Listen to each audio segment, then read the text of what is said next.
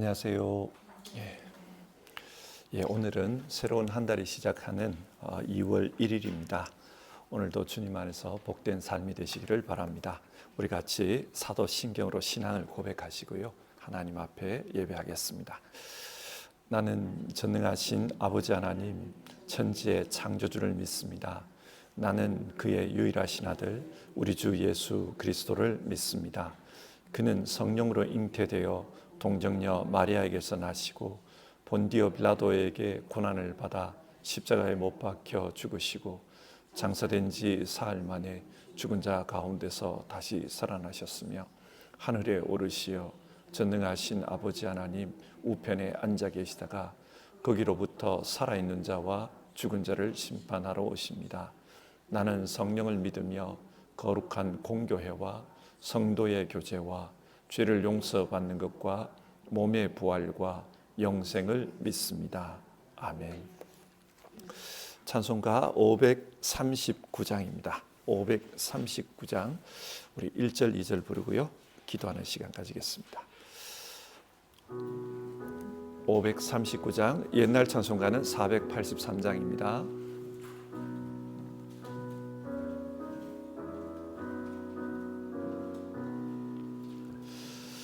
너 예수께 조용히 나가 내 모든 짐 내려놓고 주 십자가 사랑을 믿어 죄사함을 너 받으라. 주 예수께 조용히 나가 내 마음을 쏟아놓으라. 늘은 미리 보시는 주님 그 은혜를 베푸시리. 주 예수의 은혜를 입어 내 슬픔이 없어지리. 내 이웃은 늘 사랑하여 너 받은 것 거저주라. 주 예수께 조용히 나가 내 마음을 쏟아놓으라. 늘은 미리 보시는 주님 그 은혜를 베푸시리. 같이 기도하겠습니다. 사랑이 많으신 하나님, 오늘 아침도 하나님 앞에 나와서 저희의 마음을 내어놓고 하나님 앞에 마음속에 있는 모든 것을 쏟아놓습니다. 하나님, 주님께서 우리에게 허락하신 그 약속대로 간구하는 자에게 주시는 은혜들이 오늘 우리 성도님들에게 임하기를 간절히 기도드립니다. 하나님 앞에 부르짖는 자에게 주님께서 응답해 주시고 두드리는 자에게 문을 열어주시기를 간청을 드립니다. 그래서 하나님께서 베풀어 주시는 그런 은혜를 체험하며 살아가는 우리 모두 되도록 도와주시옵소서. 오늘도 우리가 주어진 성경 말씀을 살핍니다. 주님께서 주신 말씀 속에서 우리 각자에게 주시는 그런 교훈들과 또 주님께서 주시는 권면들을 우리가 믿음으로 받아들일 수 있도록 오늘도 역사해 주시기를 바랍니다. 주님 함께해 주시옵소서. 예수님의 이름으로 기도드립니다. 아멘.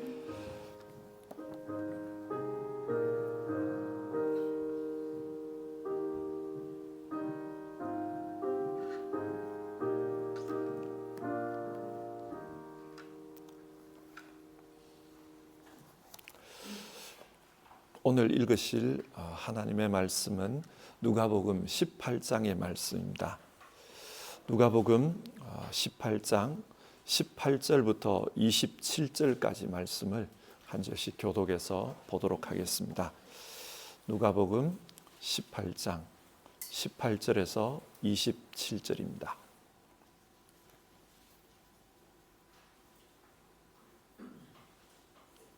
18절에서 27절, 먼저 제가 18절을 읽겠습니다. 어떤 지도자가 예수께 물었다. 선하신 선생님, 내가 무엇을 해야 영생을 얻겠습니까? 예수께서 그에게 말씀하셨다. 어찌하여 너는 나를 선하다고 하느냐? 하나님 한 분밖에는 선한 분이 없다. 너는 계명을 알고 있을 것이다. 간음하지 말아라, 살인하지 말아라, 도둑질하지 말아라, 거짓으로 증언하지 말아라, 내 부모를 공경하여라 하지 않았느냐? 그가 말하였다. 나는 이런 모든 것은 어려서부터 다 지켰습니다. 예수께서 이 말을 들으시고 그에게 말씀하셨다. 내게는 아직도 한 가지 부족한 것이 있다. 내가 가진 것을 다 팔아서 가난한 사람들에게 나누어 주어라. 그리하면 네가 하늘에서 보화를 차지하게 될 것이다. 그리고 와서 나를 따라라. 이 말씀을 듣고서 그는 몹시 근심하였다.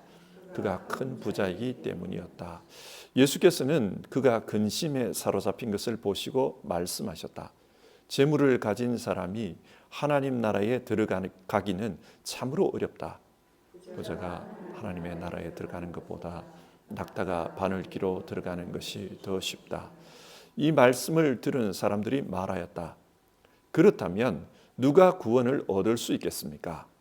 예수께서 말씀하셨다. 사람은 할 수 없는 일이라도 하나님은 할 수 있다. 아멘. 우리는 매일 아침 한 장씩 성경 말씀을 살펴보고 있습니다. 여러분 어떻습니까? 성경을 읽는 것이 좀 재미있게 느껴집니까? 아니면 좀 지루하게 느껴집니까? 성경을 재미있게 읽으시려면 성경을 읽으면서 질문을 계속 해야 합니다. 저는 주로 이런 질문을 합니다. 하나님, 왜 이런 말씀을 기록하셨습니까? 왜 똑같은 내용을 다른 성경과는 다르게 여기에서는 이곳에 기록해 놓았습니까? 그런 질문을 합니다. 이런 질문을 하면서 성경을 읽다 보면은 다른 성경에서는 볼 수 없었던 부분을 볼 수 있게 됩니다. 그리고 하나님께서 성경을 통해 지금 뭘 말씀하시려고 하시는지 그것을 생각할 수가 있습니다. 누가복음 17장에서는 하나님 나라에 대해서 말씀하셨습니다. 그렇다면 자연스럽게 이런 질문이 듭니다. 어떻게 해야 하나님 나라에 갈 수 있을까? 여러분, 어떻게 해야 하나님 나라에 갈 수 있을까요? 그래서 누가복음 18장은 그 문제에 대해서 말씀해 주고 있는 겁니다. 어떤 지도자가 예수님께 찾아와서 질문했습니다. 선하신 선생님, 내가 무엇을 해야 영생을 얻겠습니까? 이 사람이 지금 왜 예수님께 찾아와서 이런 질문을 하겠습니까? 그 사람은 영생에 대해서 자신이 없기 때문입니다. 자기 스스로가 하나님께서 나를 구원해 주셨구나. 그런 믿음이 있다면 굳이 찾아와서 이런 질문을 하지 않을 것입니다. 자기 나름 열심히 신앙하고 있었지만 그래도 마음에 불안함이 있는 거예요. 그래서 예수님께 찾아와 질문하는 겁니다. 내가 무엇을 해야 영생을 얻겠습니까? 이 질문에 예수님께서 어떻게 대답하십니까? 20절을 보시면 십계명 이야기를 하세요. 하나님의 계명을 지키라고 말씀하십니다. 우리가 잘 아는 대로 십계명은 하나님 사랑, 이웃 사랑에 대해 말씀합니다. 1계명에서 4계명은 하나님 사랑, 그리고 5계명에서 10계명은 이웃 사랑에 대해서 말씀합니다. 그런데 예수님은 이 20절의 대답에서 이웃 사랑에 해당되는 부분만을 말씀하셨습니다. 왜 그렇게 하셨을까? 영생에 대해서 찾아와 질문하는 이 사람이라면 이미 하나님 사랑에 대한 계명은 잘 지키고 있을 것이다. 그렇게 생각하신 것입니다. 그래서 이웃 사랑에 해당되는 계명을 말씀하셨습니다. 그러자 이 사람이 예수님의 말씀을 듣고 뭐라고 대답하는가? 21절을 보시면 나는 이런 모든 것은 어려서부터 다 지켰습니다. 그렇게 말합니다. 유대인들은 13세가 되면 성인식을 합니다. 이 성인식을 할 때에 그동안 공부했던 율법의 말씀들을 암송합니다. 그리고 이 성인식 이후에는 자기가 지금까지 배워왔던 그 율법을 철저히 지키면서 살아야 합니다. 그것이 어른이 된 유대인들의 의무입니다. 이 사람 역시 내가 어려서부터 이 계명들을 철저히 지키며 살아왔습니다. 그 이야기를 하는 겁니다. 내가 성인식 때 내 입으로 고백했던 그 말씀은 철저히 지키며 그렇게 살고 있습니다.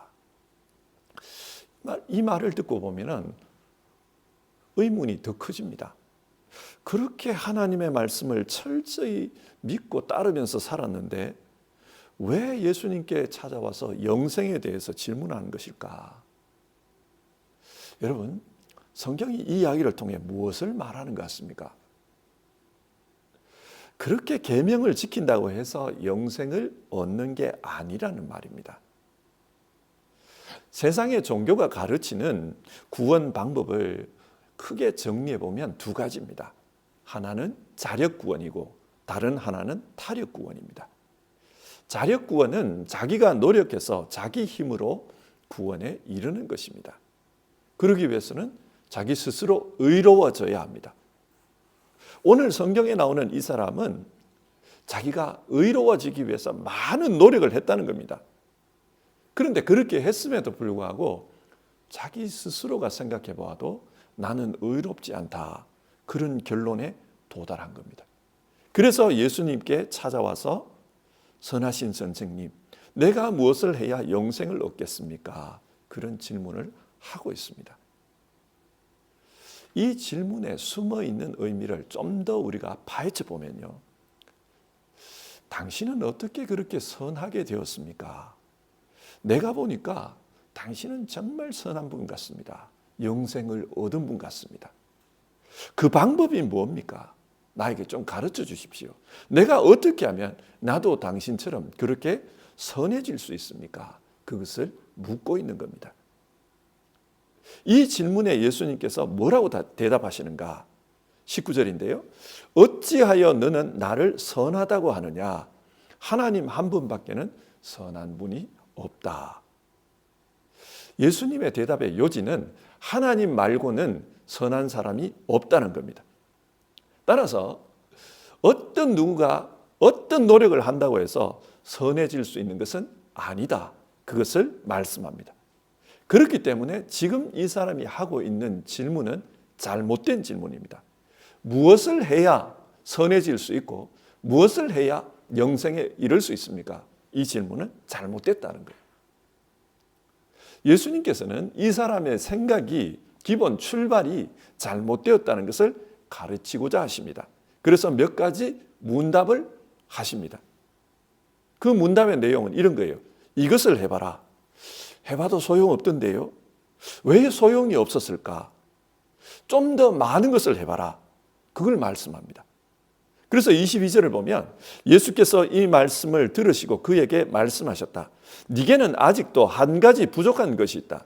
네가 가진 것을 다 팔아서 가난한 사람들에게 나누어 주어라. 그리하면 네가 하늘에서 보화를 차지하게 될 것이다. 그리고 와서 나를 따라라. 예수님은 지금 이 사람에게 자신의 모든 소유를 팔아서 가난한 사람들에게 나누어 주라고 합니다. 왜 이렇게 할까요? 그렇게 소유를 다 나누어 주면은 구원의 확신을 얻을 수 있기 때문에 그래서 그렇게 하라고 하는 겁니까? 아닙니다. 이 사람은 지금 이웃 사랑에 대한 계명을 자기가 어려서부터 다 지켰다고 했습니다. 그래서 예수님께서 그 부분을 지금 지적하는 거예요. 정말 네가 이웃 사랑의 계명을 다 지켰느냐? 내가 생각할 때는 그렇지 않은 것 같은데 네가 가지고 있는 그 많은 소유를 가지고 네 주변에 있는 그 가난한 사람들에게 나누어 줘야 될 것 같은데 그런 말씀을 하신 겁니다. 그러자 이 사람은 이야기를 듣고 근심하면서 돌아갔다고 합니다. 이 순간 이 사람은 알았을 거예요. 자신은 철저히 율법대로 산다고 생각했지만 그러나 따지고 보니까 그렇지도 않더라는 겁니다. 이 사람에게 중요한 것이 뭔가? 지금 자기 재산을 지키고 싶은 거예요. 영생도 중요하지만 그 재산을 버릴 수 없다. 내가 하나님 나라도 중요하지만 내 재산을 포기할 수가 없다. 이걸 깨달은 겁니다. 성경이 이것을 통해서 우리에게 교훈하는 바가 있습니다. 당시 사람들은 율법을 지키며 살았지만 이웃 사랑의 이 정신을 생각하면서 지킨 것은 아니라는 겁니다. 지켜야 된다라고 하니까 지킨 거지 하나님께서 왜 그것을 지키라고 했는지 그 말씀, 그 의도에 따라서 산 것은 아니었습니다. 비교해 보면 이런 거예요. 가끔씩 그 티베트 불교에 대한 걸 이 독일에서 방영을 하더라고요. 이게 아마 독일 분들이 볼 때는 그게 좀 신비해 보이나 봅니다. 그래서 티베트 불교에 대한 그 방영하는 걸 보다 보면 그 불교 신자들이 절에 가가지고 마니차라는 걸 돌립니다. 큰 이 기둥같이 생긴 이거 있잖아요. 이렇게 쑥 돌리면 돌아가는 그 마니차에는 티베트 불교의 불경이 새겨져 있다고 합니다. 그래서 성녀들이 가르치기를 너희들은 글자를 모르니까 이걸 한 바퀴 돌리면 불경을 한번 읽은 것과 똑같은 효력이 발생한다. 그래서 절에 오면은 지나가면서 이 마니차를 돌리라고 합니다. 자, 그런데 우리가 이런 질문을 해봐요. 그분들이 이걸 돌린다고 해서 마니차를 돌린다고 해서 그 불경을 깨달을까요? 어떻습니까? 그들이 불법을 깨닫고 나는 부처가 되었다 이렇게 될 수 있을까요? 제가 생각할 때는 그럴 것 같지 않아요. 그걸 돌린다고 해서 무슨 불경이 가르치는 그런 깨달음을 얻을 것 같지는 않습니다. 마찬가지입니다. 진짜 하나님 사랑, 이웃 사랑, 그 정신을 실현하기 위해서 유대인들이 율법을 지켰을까요? 그저 조상 때부터 이거 지켜야 된다, 지켜야 된다. 그러니까 지키는 거지. 하나님께서 왜 그걸 지키라고 했는지 그것을 생각하면서 살았을까요? 그러지 않았을 겁니다. 그렇다면 이들 역시 율법을 지킨다고 해서 그게 큰 의미가 있는 것은 아닙니다. 지금 이 사람이 당황스러운 것은 아무 생각 없이 마음 없이 율법을 지키며 살아왔다는 사실을 자기 스스로 깨달은 겁니다. 사실은 하나님보다 물질이 더 좋고 영생의 삶보다 이 땅에서 부자로 사는 것이 더 좋으면서 스스로는 영생의 삶을 찾기 위해서 나는 구도자의 길을 가고 있다. 그런 생각을 하면서 살았다는 겁니다. 자기가 자기 자신을 속이면서 살아온 겁니다. 예수님께서 그래서 이 사람에게 이걸 말씀한 거예요. 이 문답을 한 겁니다. 예수님은 이 사람이 간 이후에 이런 말씀을 하십니다. 24절과 25절. 재물을 가진 사람이 하나님 나라에 들어가기는 참으로 어렵다. 부자가 하나님 나라에 들어가는 것보다 낙타가 바늘귀로 들어가는 것이 더 쉽다. 무슨 말입니까? 낙타가 바늘귀로 들어가는 것은 불가능한 일입니다. 그처럼 부자가 하나님 나라에 들어가는 것도 굉장히 어렵다. 그걸 말씀합니다. 그러자 제자들이 묻습니다.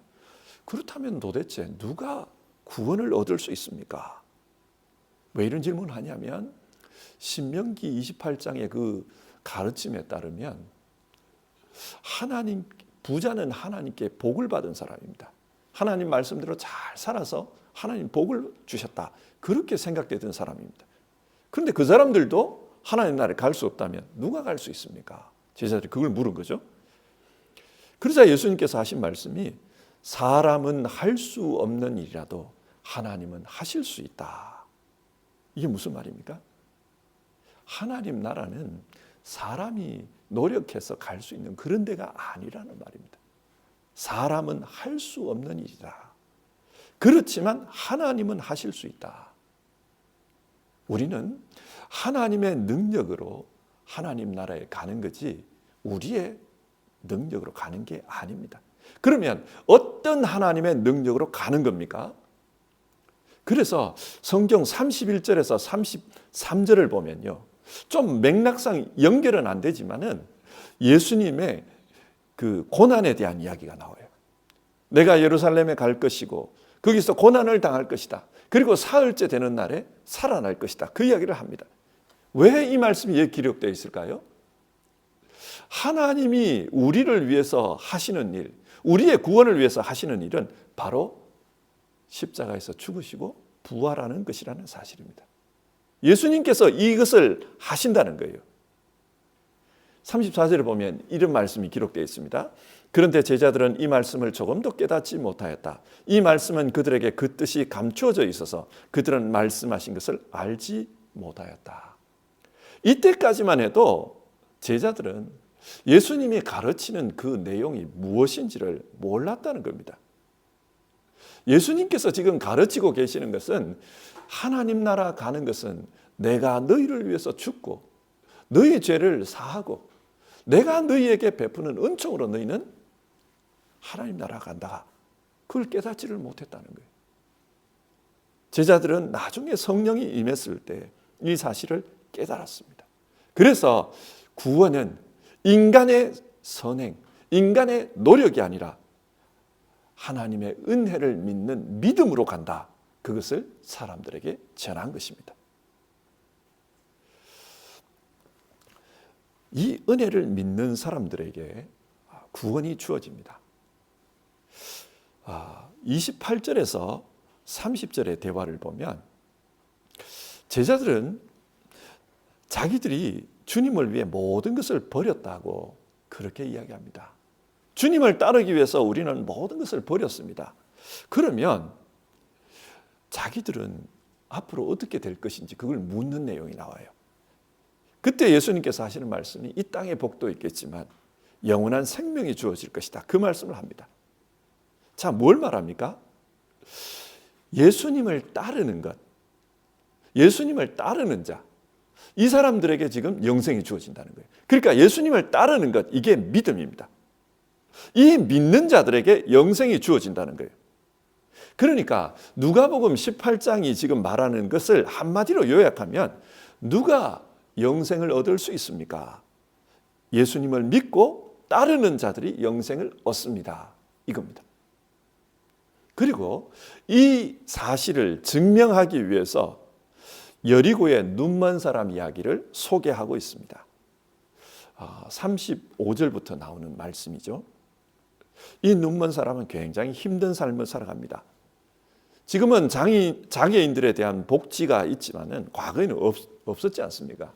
그래서 장애인이 되면은 그 자체가 불행이고 그 자체가 고난입니다. 이 사람은 지금 길가에서 국을 하고 있었습니다. 국을 하다가 사람들이 웅성웅성합니다. 물었습니다. 무슨 소리입니까? 왜 웅성웅성합니까? 예수님이 지나가고 있다는 거예요. 이 소식을 들었습니다. 그러자 이 사람은 다윗의 자손 예수님, 나를 불쌍히 여겨주십시오. 그렇게 부르짖습니다. 사람들이 시끄럽다고 소리칩니다. 네가 뭔데 자꾸 소리 지르냐? 지금 어떤 분이 지나가는지 아느냐? 그러면서 꾸짖었습니다. 그러자 이 사람이 더 큰 소리로 부르짖었다고 합니다. 다윗의 자손 예수님, 나를 불쌍히 여겨주십시오. 그 소리를 듣고 예수님이 이 사람에게 찾아옵니다. 네가 뭘 원하느냐 묻습니다. 그래서 이 사람이 나는 보기를 원합니다. 그때 예수님이 이 사람에게 하시는 말씀 42절인데요. 눈을 떠라. 내 믿음이 너를 구원하였다. 그렇게 말씀합니다. 예수님은 이 사람의 행동을 믿음이라고 표현했습니다. 내 믿음이 너를 구원했다. 믿음이 뭡니까? 믿음은 이 사람을 통해서 나타나는 믿음은 부르짖는 겁니다. 예수님께 부르짖는 그 믿음으로 주님께서 주신 그 은총이 이 사람에게 임하는 겁니다. 여기서 잠시 교리 이야기를 합시다. 우리 기독교는 솔라 그라치아, 오직 은혜, 이것을 강조합니다. 우리에게 구원이 어떻게 이루어지는가? 오직 주님의 은혜로 구원이 이루어진다는 거예요. 그런데 그 은혜가 우리에게 어떻게 전달되는가? 우리 개신교에서는 솔라피데, 오직 믿음으로, 믿음을 통해서 예수님의 그 십자가 은총이 우리에게 전달된다는 겁니다. 이 눈먼 사람이 그걸 보여주는 겁니다. 예수님에게 있는 그 은총이 부르짖는 이 사람의 믿음을 통해 이 사람 속으로 들어옵니다. 그래서 이 사람이 구원 얻는 사람이 됩니다. 성경은 이 부르짖는 것, 이거의 믿음이라는 것을 말합니다.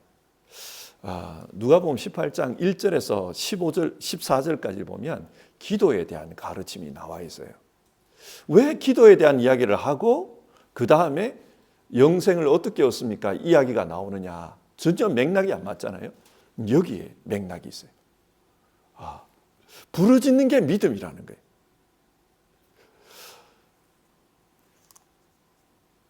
1장 7절과 8절을 보시면 이런 말씀이 나옵니다.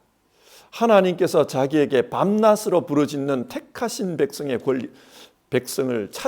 권리를 찾아주시지 않으시고 모른 채 하고 오래 그들을 내버려 두시겠느냐? 내가 너희에게 말한다. 하나님께서는 얼른 그들의 권리를 찾아주실 것이다. 그러나 인자가 올 때에 세상에서 믿음을 찾아볼 수 있겠느냐? 여기 말씀해 보면 부르짖는 기도, 내 권리를 찾아주십시오. 부르짖는 그 기도, 그것을 믿음이라고 표현합니다. 하나님께 소망을 두고 기도하는 그것, 그 사람이 믿는 사람입니다. 그리고 그 믿는 사람에게 하나님의 영생이 주어진다. 오늘 성경은 그것을 말씀합니다. 자, 정리를 하겠습니다. 누가복음 18장은 어떻게 하면 영생을 얻습니까? 그 질문으로 시작했습니다. 그런데 예수님은 그 질문이 잘못되었다고 했습니다. 인간은 자기 행동으로 영생을 얻을 수 없습니다. 그래서 제자들의 입에서 이런 질문이 나옵니다. 누가 영생을 얻을 수 있습니까? 이게 올바른 질문이에요. 누가 영생을 얻을 수 있습니까? 오늘 성경이 말씀하는 것은 예수님을 믿고 따르는 사람들이 영생을 얻는다. 그리고 믿고 따른다는 게 어떤 건가? 여리고의 이 눈먼 사람을 통해 보여줍니다. 주님께 부르짖는 것, 주님께 소망을 두고 부르짖는 그것, 그게 믿고 따르는 거라는 거예요. 그래서 오늘 성경은 우리에게 진짜 믿음으로 산다면 기도의 삶을 살라, 주님께 소망을 두고 기도의 삶을 살라, 그걸 우리에게 말씀하는 겁니다. 성도 여러분, 매일 아침마다 하나님 앞에 예배하고 기도하는 시간을 가지십시오. 기도하는 것이 우리의 믿음의 표현입니다. 그리고 이 믿음을 통해 주 예수님께서 이루신 그 구원이 우리에게 임합니다. 우리가 영생의 사람으로 살아가는 것은 이 기도하는 신앙을 통해 우리에게 나타난다는 것을 꼭 기억하시기를 바랍니다. 우리 같이 찬송하고요, 기도하는 시간을 가지겠습니다. 찬송가 369장입니다. 369장, 옛날 찬송가는 487장입니다. 죄짐 맡은 우리 구주 1절, 2절 우리 부르고 기도하겠습니다.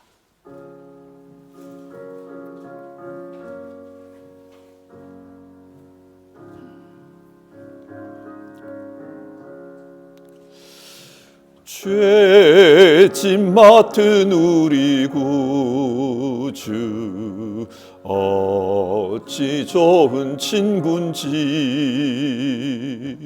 걱정 근심 무거운 짐 우리 주께 맡기세. 주께 고함 없는 고로 복을 받지 못하네. 사람들이 어찌하여